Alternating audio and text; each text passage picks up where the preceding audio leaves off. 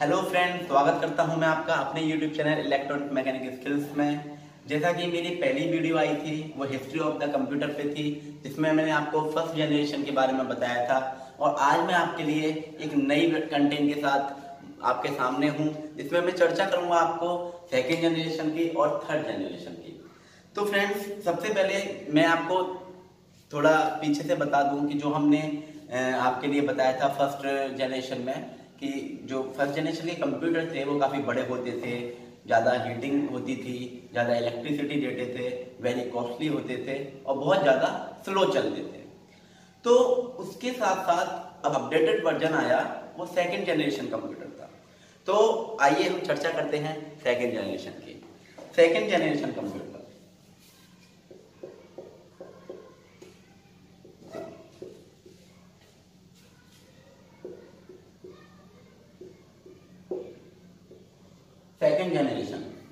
Second generation में दोस्तों, इसमें जो टाइमिंग थी इसकी वो 1952 से 1954 अराउंड थी। ये अराउंड थी, इसके आसपास। ये 19 कहीं कहीं 1954 भी लिखा है, कहीं कहीं 1953 भी लिखा है, तो आप कंफ्यूज ना हो, इसको अराउंड में लेके चले। इसमें से कोई क्वेश्चन नहीं आता है ऐसा कि कब किसकी टाइमिंग थी। हाँ, ये क्वेश्चन जरूर आता है कि जो सेकंड जनरेशन थी इसमें किसका यूज हुआ था। तो जो सेकंड जनरेशन थी उसमें ट्रांजिस्टर का यूज हुआ था। किसका? ट्रांजिस्टर का यूज हुआ था। जो फर्स्ट जनरेशन थी आप जानते हो उसमें वैक्यूम ट्यूब का यूज हुआ था, और जो सेकंड जनरेशन थी उसमें ट्रांजिस्टर का यूज हुआ था। अब ट्रांजिस्टर क्या होता है, सबसे पहले इसको समझेंगे। A transistor is a semiconductor device we use to control, amplify and switch electric power. अब मैं आपको हिंदी में एक बार बता दूं कि ट्रांजिस्टर एक सेमीकंडक्टर डिवाइस है जो इलेक्ट्रिक पावर के करंट को कंट्रोल करती है, एम्पलीफाई करती है और उसको स्विच करती है। अब मैं आपको बताता हूं ट्रांजिस्टर के बारे में। आप सीख ली, मैं इसको लिखना जरूरी नहीं समझता, क्योंकि आप जानते हो। मैं इसमें एक लिंक शेयर कर दूंगा डिस्क्रिप्शन में, जिसमें आप इसकी ट्रांजिस्टर के बारे में सारी नॉलेज होगी उसकी, और सेकंड जनरेशन और थर्ड जनरेशन के बारे में भी मैं उसमें शॉर्ट नोट लिख दूंगा। ठीक है, इसके बारे में आते हैं हम ट्रांजिस्टर। अब मैं बात करता हूं सेकंड जनरेशन के फीचर्स की। सेकंड जनरेशन में क्या क्या था, क्या कैसे था। ट्रांजिस्टर के बारे में आपको पता चल गया है कि ट्रांजिस्टर क्या होता है। अब आता है इसमें लैंग्वेज क्या थी। लैंग्वेज की बात करेंगे हम लैंग्वेज की बात करेंगे। We know that computer binary language समझता है, कंप्यूटर मशीनी लैंग्वेज समझता है। जैसा कि ये अपडेटेड वर्जन है तो इसमें लैंग्वेज जो चेंज की वो असेंबली लैंग्वेज आ गई। क्यों? हम इसमें असेंबली में अपना डाटा पुट करेंगे, लेकिन कंप्यूटर के पास वो बाइनरी लैंग्वेज में ही जाएगा। आप इसमें कंफ्यूज ना हो कि साहब जनरेशन 1 में तो बाइनरी लैंग्वेज थी और जनरेशन 2 में असेंबली लैंग्वेज आ गई। तो ये लैंग्वेज हमारे लिए थी, कंप्यूटर के लिए नहीं थी। कंप्यूटर हमेशा मशीन लैंग्वेज ही यूज करता है, चाहे वो फर्स्ट जनरेशन हो, सेकंड जनरेशन हो, थर्ड हो, या फिर अब प्रेजेंट में चल रहे हैं लैपटॉप, कंप्यूटर, पीसी, वो सब बाइनरी लैंग्वेज ही समझते हैं। तो इसमें कौन सी लैंग्वेज आ गई? Symbolic and assembly. Symbolic and assembly.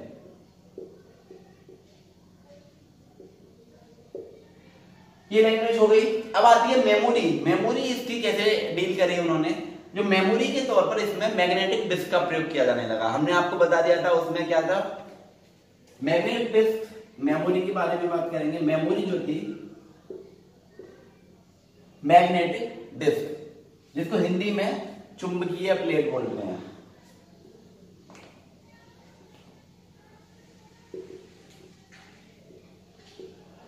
Magnetic disk. इसके बावजूद ये दो काम हो गए हैं इसमें। अब इसकी फीचर्स आता है।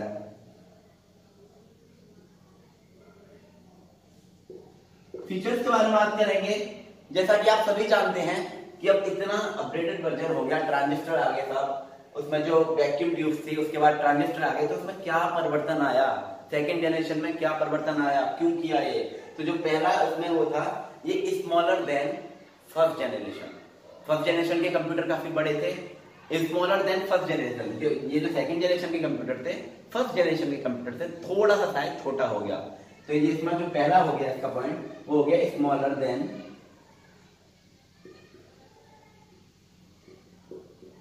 First generation.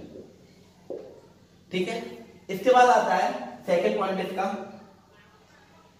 अब साइज छोटा हो गया, जब भी जो कोई भी चीज हो उसका साइज छोटा हो, जब साइज छोटा हो जाता है तो वो अब आपकी, जैसे आप इसको नॉर्मली ले लो, अब ट्रेन है, ट्रेन की जो टंकी होती है उसमें ज्यादा ऑयल आता है, बाइक की टंकी है उसमें कम ऑयल आता है। जब इसका साइज छोटा हो गया तो ये भी इलेक्ट्रिसिटी कम लेने लग गया। तो इसका जो सेकंड पॉइंट था वो था कंज्यूम लो इलेक्ट्रिसिटी। तो ये क्या किसके, consume low electricity than compare than first generation, low electricity.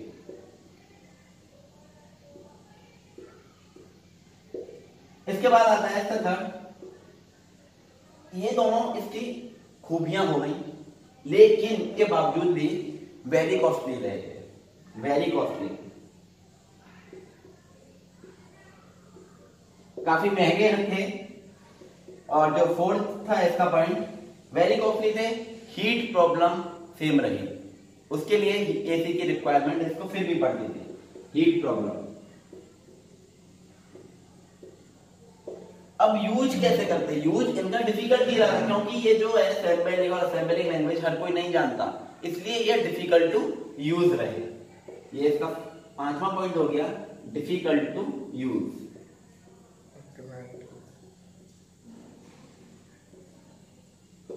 Difficult to use. इसके बाद अब इसमें बात करते हैं कि इसमें कंप्यूटर कौन सा बने। जो इसका सेकंड जनरेशन का जो कंप्यूटर बना था वो था IBM 7094, IBM 7094 और CDS 1604। ये दोनों कंप्यूटर IBM 7094 और CDS 1604 ये इसके कंप्यूटर थे। तो ये था हमारा सेकंड जनरेशन। अब आते हैं हम थर्ड जनरेशन पे।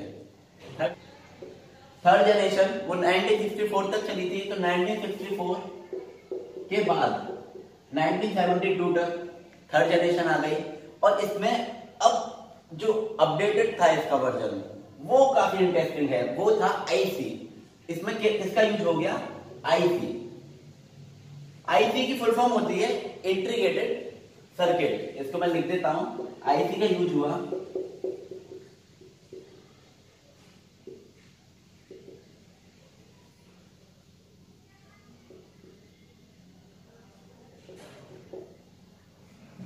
IC का यूज हुआ इसमें, वो भी किसकी फॉर्म में, SSI की फॉर्म में। SSI क्या होता है इसके बारे में बता देता हूं। SSI small scale integration.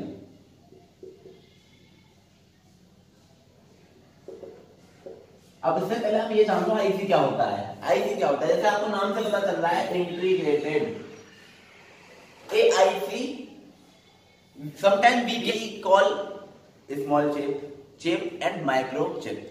IC जो होती है वो बहुत एक छोटी सी सिलिकॉन परत होती है, एक सिलिकॉन लेयर होती है, उस पर एक साथ कई सारे इलेक्ट्रॉनिक कंपोनेंट्स लगाए जाते हैं। ट्रांजिस्टर है, डायोड है, प्रोसेसर है, ये एक साथ कई सारे कंपोनेंट्स इसमें लगाए जाते हैं। अब इसकी फॉर्म के बारे में बात करेंगे। स्मॉल स्केल, आपको नाम से बता रहा है स्मॉल स्केल, एक छोटे से पैमाने पर हमने इसका यूज किया। किसमें, थर्ड जनरेशन में। थर्ड जनरेशन में हमने IC का यूज किया। अब थर्ड जनरेशन में क्या क्या अपडेटेड वर्जन आए, थर्ड जनरेशन में ही इसमें मल्टी प्रोसेसर लग गया। मल्टी प्रोसेसर भी थर्ड जनरेशन से आया था, और मल्टी प्रोसेसिंग भी थर्ड जनरेशन से आई थी।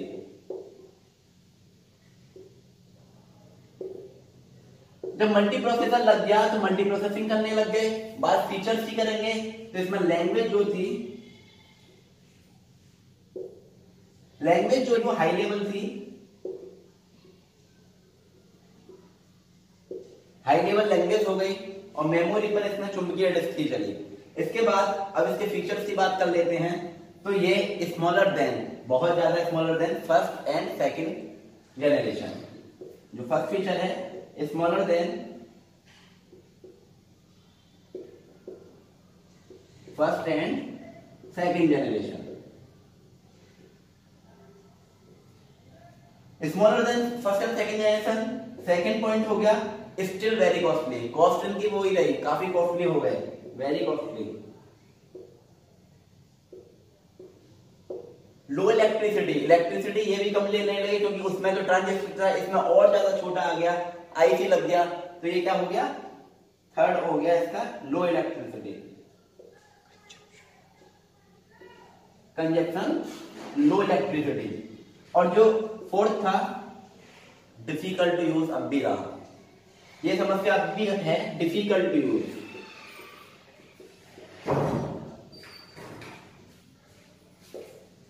हाँ, और इसका पांचवा पॉइंट था वो था हीट प्रॉब्लम।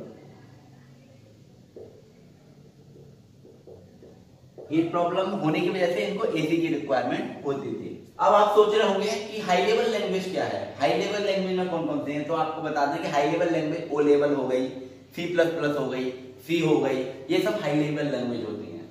तो ये जब आप लैंग्वेज सीखेंगे तब आ जाएगा। हाई लेवल लैंग्वेज में ओ लेवल हो गया, सी हो गया, C++ हो गया और जावा वगैरह, ये सब हाई लेवल लैंग्वेज हो गए। ठीक है, तो ये था हमारा थर्ड जनरेशन कंप्यूटर। तो आज मैंने आपको सेकंड और थर्ड जनरेशन कंप्यूटर के बारे में सब कुछ बता दिया है। होपफुली आपको थर्ड जनरेशन और सेकंड जनरेशन के बारे में सब कुछ अच्छे से समझ आ गया होगा। अगर आपको वीडियो पसंद आई हो तो लाइक करें, शेयर करें, सब्सक्राइब करें। Thank you.